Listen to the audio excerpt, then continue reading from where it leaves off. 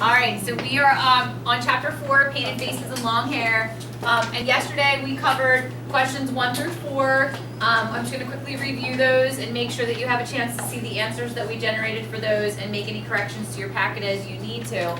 The first thing we talked about was why painted faces and long hair was a good title for the chapter. And trying to link these items to things within the events of the chapter. So hopefully we talked yesterday about painted faces. There's sort of, two meanings there. One, he's painting his face, Jack, just because he wants to be successful in the hunt. But two, the painted face is a change in physical appearance. So he's changing his appearance. He's becoming more savage because when you paint your face, that would be linked with less civility, more savagery. And then the hair getting longer, again, going along with that idea of being savage, but also Golding telling us that the time is passing. So if the boy's hair is getting longer, it means that they've been on the island longer. Hair is also symbolic because when you have the hair in your eyes, you can't necessarily see clearly, and so it sort of represents this loss of vision or loss of purpose, priorities. And it seems like they are beginning to forget about the most important thing, and that's getting rescued. And we see that in the events of chapter 4. Question 2 was about a specific quote, and it was about Maurice, one of the older boys. And we talked yesterday about him coming out of the jungle. He was just relieved from fire duty, and there were a couple of little boys playing on the beach. And they had built sandcastles, and he and another boy walked through all of the sandcastles and kicked them over, and then accidentally kicks sand in Percival's eye. Percival begins to cry, and Maurice immediately feels wrong, or like he did something wrong. And we know that because it says he still felt the unease of wrongdoing. So that's a good thing. That shows us that, again, the boys are still over here in the green. The fact that he immediately has that response of, oh, I did something bad, and he feels remorse, shows us that he is civil. The longer they stay on the island, the less of that they are going to have. Likewise, in question 3, the other boy who comes down off the mountain with him, Roger, also has a scene where he sort of is alone. He's looking at one of the little boys named Henry, who is sort of playing in the water, totally unaware of his surroundings. And Roger has secretly followed him and is hiding behind a tree. And we looked at yesterday, he begins to throw stones at him. And we said, he could have very easily just picked up the stone and thrown it right at the kid and nothing would have happened to him. But because he is still sort of under the, hold of the old way of life, from home, he still understands rules and authority. And he doesn't, hit the kid with the stone because there's still sort of that invisible protection there of parents and law and police, etc. So he throws them, but he throws them to miss. And then we were on number 4. Can you just check that? Because I think I heard a weird beep. Make sure it's still going. Number 4 was about Jack being liberated from shame and self-consciousness. And this was about where he paints his face. And so we talked about this yesterday. He paints his face to hunt pigs, but he's also painting his face and something happens. And we talked about becoming like sort of another person. And when he does this, he's freed from 2 emotions. And we talked yesterday about, well, why would he feel ashamed or why would he feel self-conscious in front of the other boys? And you guys came up with great answers. You referenced the fact that he wasn't voted for chief, which was a big deal because he was very upset by not being selected, the leader. And also you mentioned the end of chapter 1 where he can't kill the piglet and he can't live it down, right? That he wasn't man enough to actually bring his arm down with the knife and kill the piglet. So that's been really festering inside of him for a while. So this is all that we covered yesterday, and now we're about to embark on question 5. So in the book, where that part begins, I would say, is we're going to go together to page 64. 64 should be your last highlight. It should be at the top of the page. Am I correct? Yeah, so that was that whole highlight about him with the bloodthirsty snarling and the mask. Okay, so basically on 64 and 65, what we see is about 4 of the boys hanging out by the beach, and they're just swimming and having a good time. It's Maurice, Simon, Piggy, and Ralph. And somebody's doing a belly flop, etc. And then the next moment, the bottom of 65, somebody sees smoke. And they're not talking about looking at the mountain, they're talking about looking out into the ocean. Okay? So describe the events that make Ralph so angry even before Jack arrives. What do you have for this answer about what's going on in this scene? Go ahead, Caitlin. Well, the events that make Ralph so angry is that they see like a boat out in the water, but they don't like see the smoke on the mountain. Yes. So they run up there and there's no one there because Jack took the place to hold the cave. So the answer that kind of just keeps on. Perfect answer. Absolutely perfect. Yes. So on page 66, we're going to take a couple of highlights. Okay, so let's go to the middle of the page. Well, actually, the very middle of 66, you're going to see a paragraph that says Simon stood by, looking from Ralph to the horizon. Do you see that? Drop down to the next paragraph, and let's start highlighting there. This is a description of what they see off in the distance. So it says, quote, "The smoke was a tight little knot on the horizon and was uncoiling slowly. Beneath the smoke was a dot that might be a funnel. Ralph's face was pale as he spoke to himself."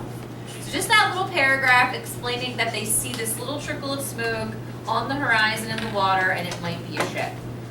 And Ralph says, "They'll see our smoke." And Piggy says, "It don't look like much. I know I can't see very much, but have we got any smoke? The smoke on the mountain?" Top of page 67, and Piggy continues, "You tell me, is there a signal?" So what he's doing is he's asking Ralph, like, "I can't see, but do we have any smoke? Do you see our signal?" And so Ralph's like looking at the horizon, he's looking up at the mountain, he's straining his eyes, trying to figure it out. And the next thing you know, on 67, he starts sprinting across the beach and up the mountainside. So I'm going to be on 67, I'm going to be 1, 2, 3, 4 indents down, and I'm looking at the paragraph. Then he too started to run. Just read with me, don't highlight yet. Then he too started to run, stumbling over Maurice's discarded shorts before he was across the terrace. Behind the 4 boys, the smoke moved gently along the horizon, and on the beach, Henry and Johnny were throwing sand at Percival, who was crying quietly again. And all 3 were in complete ignorance of the excitement. By the time Ralph had reached the landward end of the scar, he was using precious breath to swear. He did desperate violence to his naked body among the rasping creepers so that the blood was sliding over him. Just where the steep ascent of the mountain began, he stopped. Maurice was only a few yards behind him. So he starts sprinting up the mountain and he pauses. And he's like, "Piggy's specs," shouted Ralph. "If the fire's out, we'll need them." So now he doesn't know what to do. He doesn't know if he should keep going, if he should go back. And it says, he stopped shouting and swayed on his feet. Piggy was only just visible, bumbling up from the beach. And we're going to start a highlight right here. So start with, Ralph looked at the horizon, then up at the mountain. Was it better to fetch Piggy's glasses, or would the ship have gone? Or if they climbed on, supposing the fire was all out, and they had to watch Piggy crawling nearer and the ship sinking under the horizon. Stop there. So I'm right here. This yellow down here at the bottom. Okay, so just looking at like, what do I do? He doesn't know what to do. And eventually he decides, you know what, I'm going to chance it and I'm going to keep going. So he keeps going up the mountain. And when he gets to the top, exactly what she told us, bottom of 67, last line of the page, highlight, the fire was dead. They saw that straight away. Saw what they had really known down the beach where the smoke of home had beckoned. The fire was out, smokeless and dead. The watchers were gone. A pile of unused fuel lay ready. And Ralph is really upset. You can see him. He's running back and forth across the top of the mountain. "Come back," screaming. I mean, it's not going to do any good. Okay. And I'm gonna drop down 1, 2, about 3 indents down from where you left off highlighting.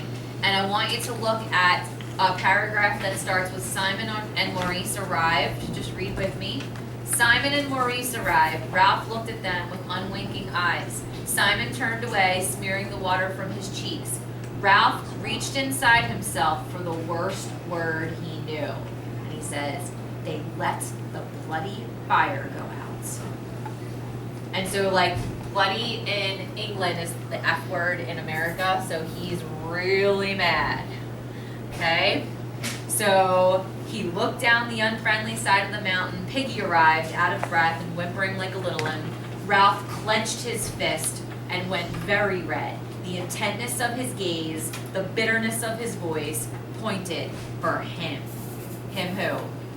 Yeah. Yes, and he goes, there they are. And so down below, he sees a row of boys walking up the side of the mountain, marching together, and they are chanting something. And he watches as they come closer, and they're making their way up the mountain. It says the procession had appeared far down among the pink stones that lay near the water's edge. Some of the boys wore black caps, but otherwise they were almost naked. They lifted sticks in the air together whenever they came to an easy patch. They were chanting something to do with the bundle that the Aaron twins carried so carefully. Ralph picked out Jack easily, even at that distance, tall, red-haired, and inevitably leading the procession. Simon looked now from Ralph to Jack as he had looked from Ralph to the horizon, and what he saw seemed to make him afraid. Ralph said nothing more, but waited while the procession came nearer. The chant was audible, but at that distance still wordless. Behind Jack walked the twins, carrying a great stake on their shoulder. So visualize the twins, one at the front, one at the back, and they have a carcass swinging on the stick between them, okay?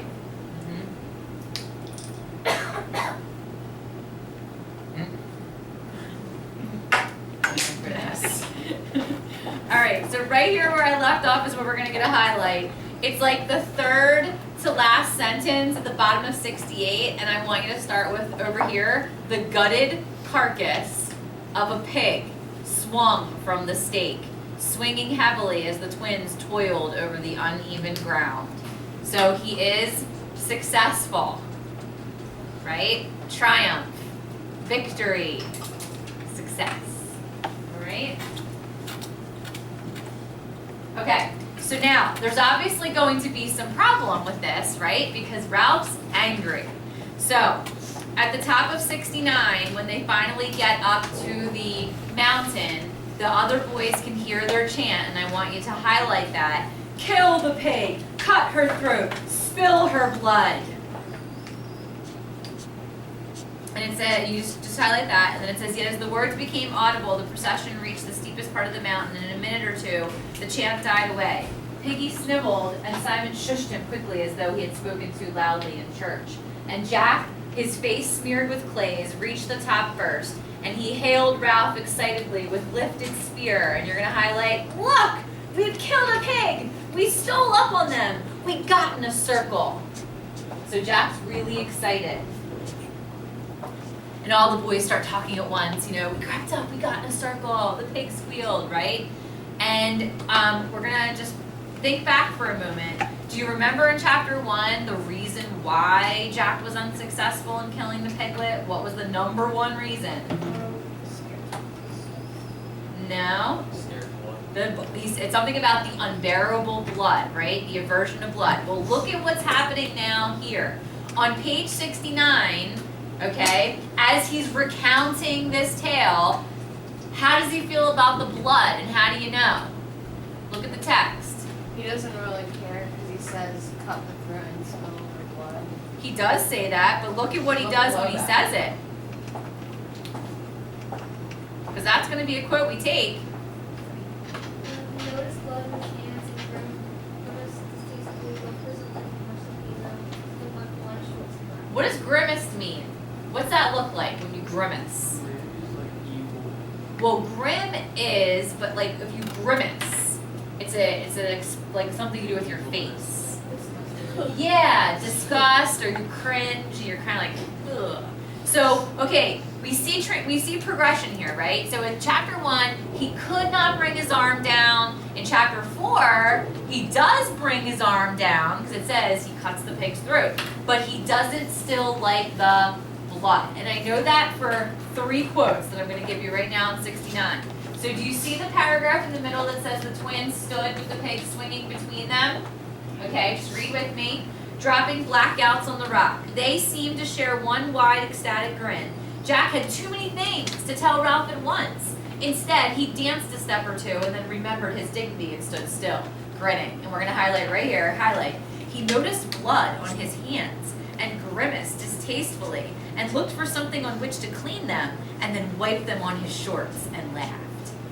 So right there you see that he sees blood on his hands and he quickly does something to get the blood off. He's not okay with it. Keep reading. Ralph spoke. You let the fire go out. Jack checked, vaguely irritated by this irrelevance, but too happy to let it worry him, and he says, we could light the fire again. You should have been with us, Ralph. We had a smashing time. The twins got knocked over. We hit the pig. I fell on top, and you're going to highlight right here. I cut the pig's throat, said Jack proudly, and yet twitched as he said it. Stop there. So he's like, I cut the pig's throat. Kind of like the thought of it makes him sick, right? So drop down. The boys chattered and danced, and the twins continued to grin. One more highlight. There were lashings of blood, said Jack, laughing and shuddering, like shivers. You should have seen it. So those pieces of description of his body language show us that he's definitely not okay with the blood. Still has some issue there, okay? 70, he says, we'll go hunting every day. And Ralph still hasn't moved and hasn't said anything other than, you let the fire go out. So he says it again. And Jack is starting to get a little uneasy, and he says, and he realizes what Ralph was talking about, like he took everybody. And he says, we had to have them in the hunt, he said, or there wouldn't have been enough for a ring. He flushed, conscious of his fault. The fire's only been out for an hour or two. We could light it up again, like no big deal, right? And it says he noticed Ralph's scarred nakedness and the somber silence of all four of them. And he saw it charitable in his happiness to include them in the thing that had happened. His mind was crowded with memories of the knowledge that they had come to him when they closed in on the struggling pig, knowledge that they had outwitted a living thing, imposed their will upon it, taken away its life like a long, satisfying drink. And he spreads out his arms and he says, you should have seen the blood. And the hunters were more silent now, but at this they buzzed again. Ralph flung back his hair, one arm pointed at the empty horizon. His voice was loud and savage, and he struck them into silence, and he says, there was a ship! Jack, faced at once with too many awful implications, ducked away from them. He laid a hand on the pig and drew out his knife. Ralph brought his arm down, fist clenched, and his voice shook. And we're going to highlight right here. There was a ship out there. You said you'd keep the fire going, and you let it out. Keep highlighting. He took a step toward Jack, who turned to face him. They might have seen us. We might have gone home. And you can stop there. And so, he lets them know what happened. And now Jack and all the other boys are realizing what happened, that there's a chance of rescue that has been missed. And of course, Piggy chimes in, and he probably shouldn't. And he says, you and your blood, Jack Mary-Do, you and your hunting. We might have gone home. And Ralph even pushes Piggy aside so he can keep yelling at Jack. And he says, I was cheap. You were going to do what I said. You talk, but you can't even build huts. And then you go off hunting and you let out the fire. And he says, there was a ship. And one of the smaller hunters began to wail. The dismal truth was filtering through to everybody. And Jack went very red as he hacked and pulled at the pig. And he says, the job was too much. We needed everyone. And Ralph turns on him and says, you could have had everyone when the shelters were finished, but you had to hunt. We want meat. And they stand there facing each other, okay? And on 71, and right in the middle, do you see where it says Piggy began again? He opens his mouth again, and he probably shouldn't. And what happens? This is going to be number 6. He says, you didn't want to have to let the fire out. You said you'd keep the smoke going. And Jack doesn't want to hear it. Yes.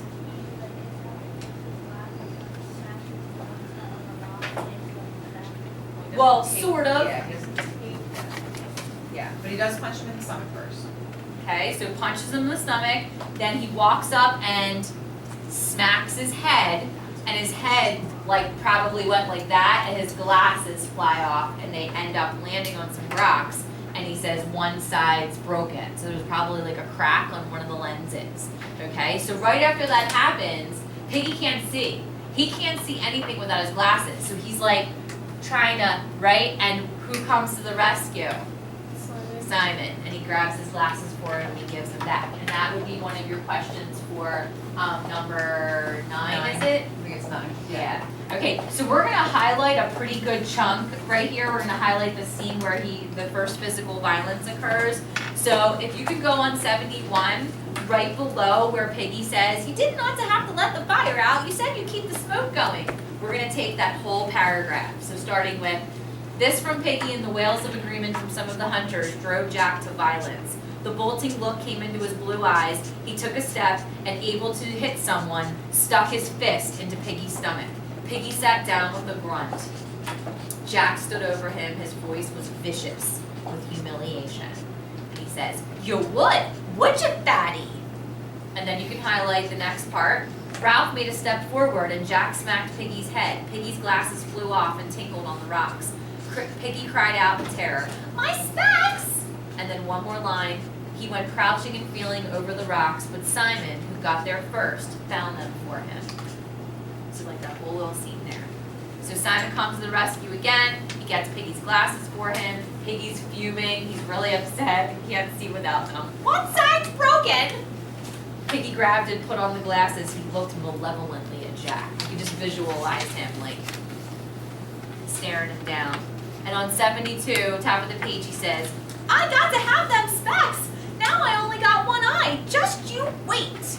And Jack made a move toward Piggy, who scrambled away until a great rock lay between them. He thrust his head over the top and glared at Jack through his one flashing glass.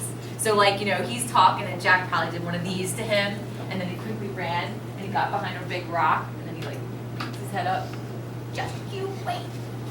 And of course, Jack takes this as an opportunity to make fun of him. And so it says, Jack mimicked the whine in the scramble. "Just you wait!" And Piggy and the parody were so funny that the hunters began to laugh. Jack felt encouraged, so he went on scrambling, and the laughter rose to a gale of hysteria. And unwillingly, Ralph felt his lips begin to twitch, and then he was angry at himself for giving away. So I want you to understand what's happening here. Like, Jack did something wrong, and when he realized it, all the boys were sort of like mad at him, right? Because he is the reason why a chance of rescue was missed, okay? But what he just did, somehow, was he shifted the whole conversation and changed everything. So by making fun of Piggy in this little instance here, he got everybody off the topic of rescue, and now they're all making fun of Piggy and laughing. And Ralph realizes this, because if you look, he says, "That was a dirty trick." And a lot of students don't really understand what he means by that. He's saying to Jack, "I know what you're doing. You're trying to make everybody change the subject. Like, so you're not what everybody's looking at and blaming. So everybody's laughing at Peggy and they forget what you just did." So that's what he means by "that was a dirty trick." So Jack goes, all right, and he gets everybody's attention. And this is going to be number 7. What do you think of his apology on page 72? What do you think about that apology? It wasn't like a really good apology because like it actually said, all right, I apologize. It sounded like sarcastic. Sarcasm, okay. What did anybody else write for that one?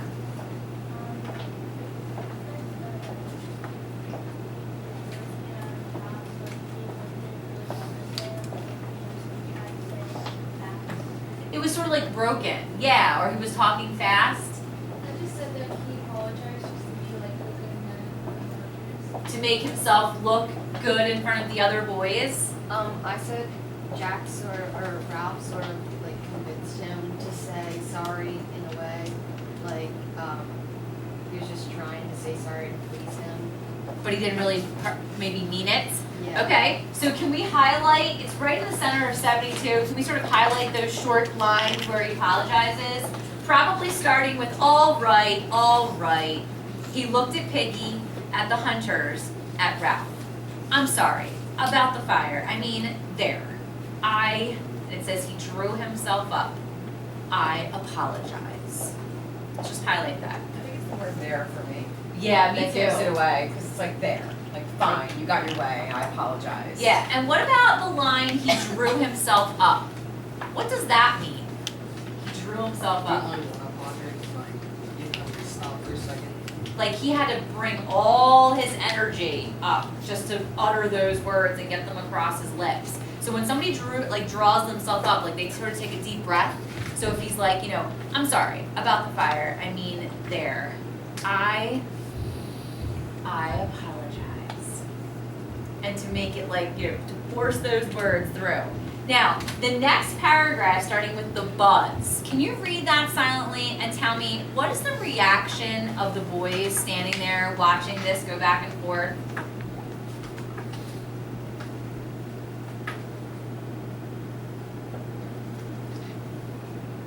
What does Golding say in that line, in that paragraph? What's something that pops out to you?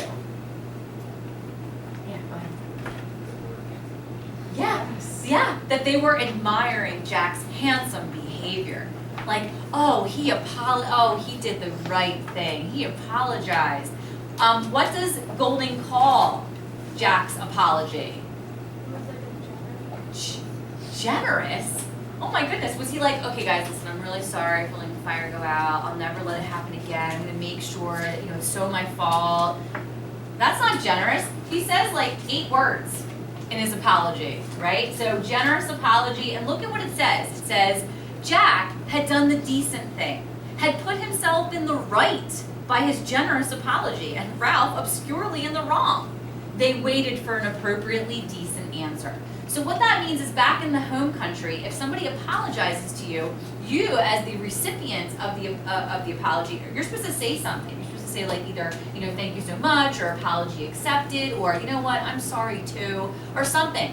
Ralph doesn't want to say anything because he doesn't think that it's sincere. He knows it's not sincere.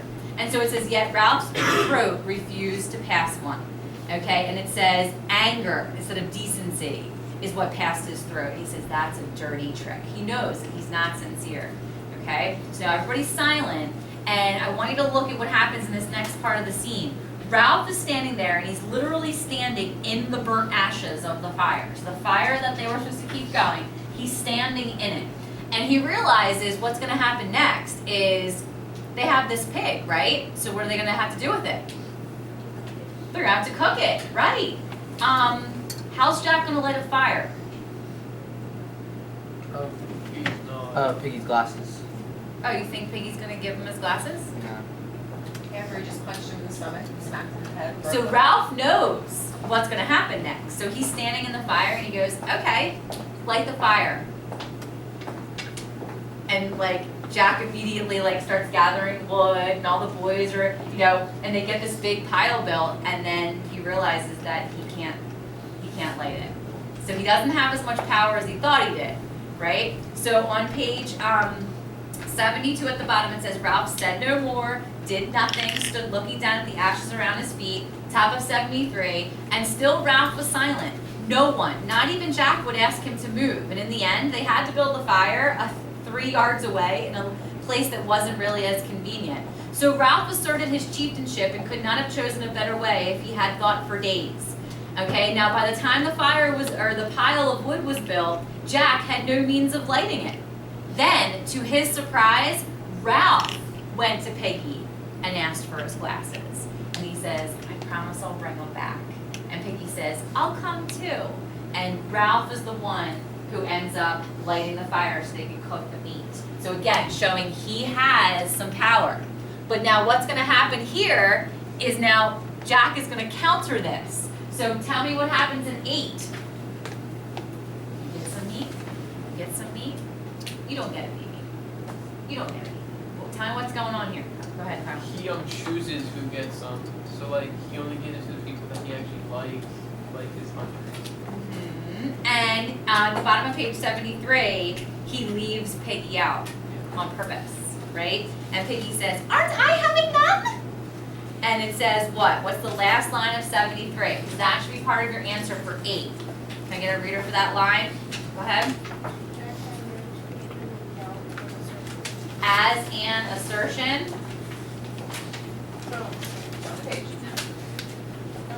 of power. That's what we're looking for, right?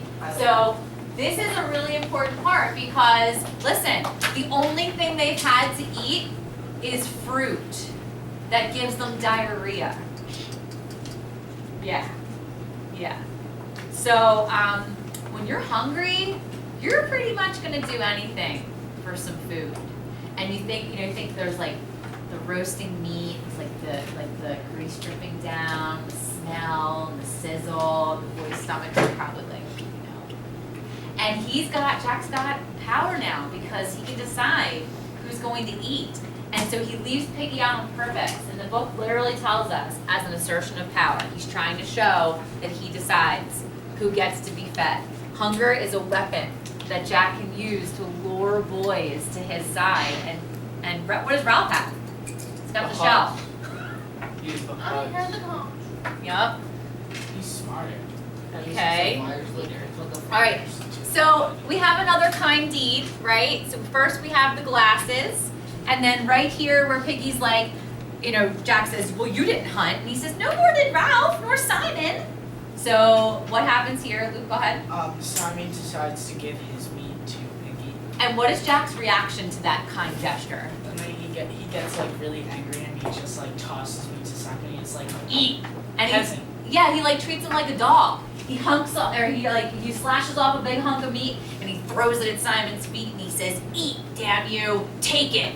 And Simon's like, he doesn't like to be yelled at, so he's like, he drops his head like, he did something wrong. But what he was doing was something actually kind. So can we highlight that? It's 74, count down 1, 2, 3, 4, 5, 6, 7 lines down. We'll highlight Ralph stirred uneasily. Simon, sitting between the twins and Piggy, wiped his mouth and shoved his piece of meat over the rocks to Piggy, who grabbed it. 7 lines down, I believe. Now, look at what happens next.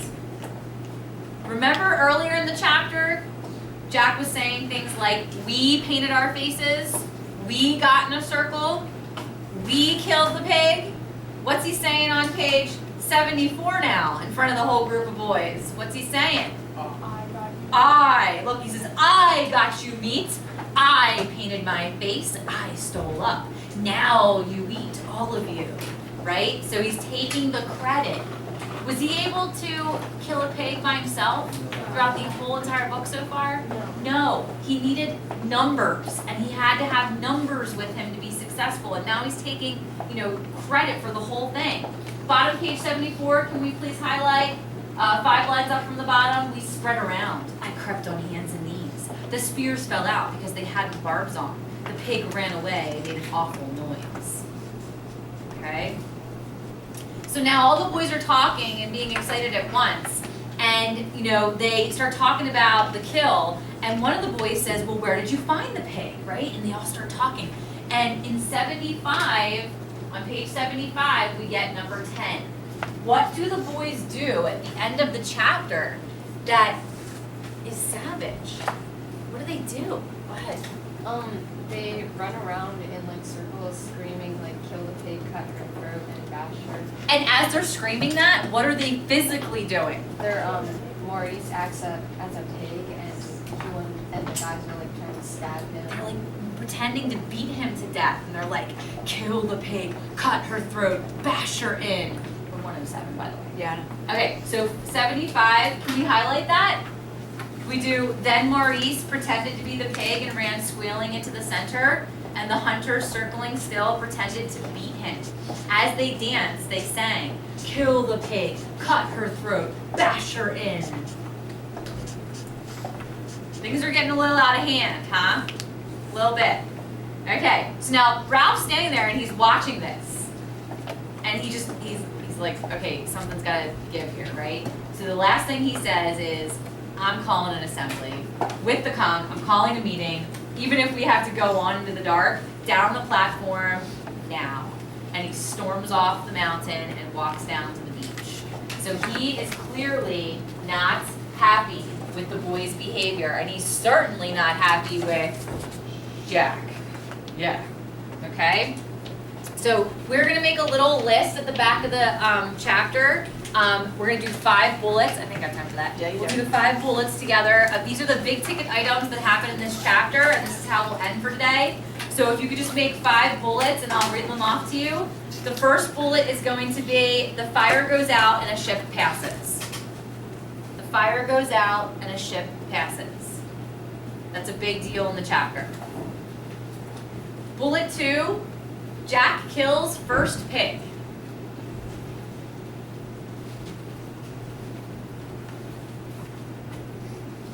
Jack kills first pig. Bullet 3, first physical violence. First physical violence. Bullet 4, the specs break. Specs break. And 5, you okay with me or am I going too fast? Am I okay? Bullet 5, first, whatever you want to call what just happened at the end of the chapter. Act of First- savagery. First reenactments, first Chance? chant. Yeah, whatever you want to call that, like where the boys are chanting and pretending that they're, Yes. killing something. Okay?